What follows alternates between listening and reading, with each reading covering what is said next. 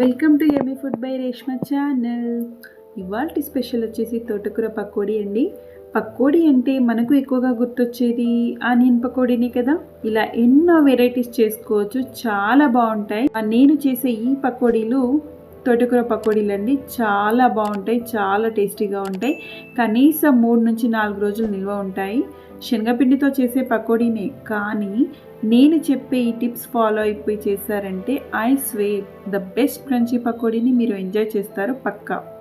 ఇక ప్రాసెస్లోకి వెళ్తే ఫస్ట్ 5 పచ్చిమిర్చీలు, హాఫ్ టీ స్పూన్ జీరా, గుప్పెడు కరివేపాకు, 5 వెల్లుల్లి రెబ్బలు, 4 చిన్న అల్లం ముక్కలు, ఇంకా ఉప్పు హాఫ్ టీ స్పూన్, మీరు మీ రుచికి తగ్గట్టుగా వేసుకోండి.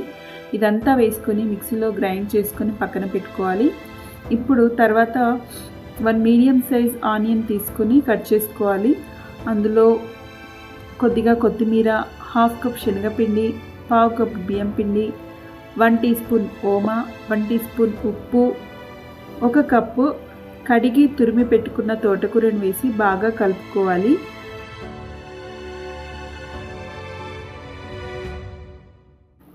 ఇప్పుడు స్టవ్ ఆన్ చేసుకొని కడాయి పెట్టుకొని ఆయిల్ వేడి చేసుకొని అందులో ఈ వేడి నూనెలో తురిమి పెట్టుకున్న తోటకూరను వేసి బాగా కలుపుకొని వేడి నూనెలో కరకరలాడే వరకు వేయించుకొని తీసేయడమే.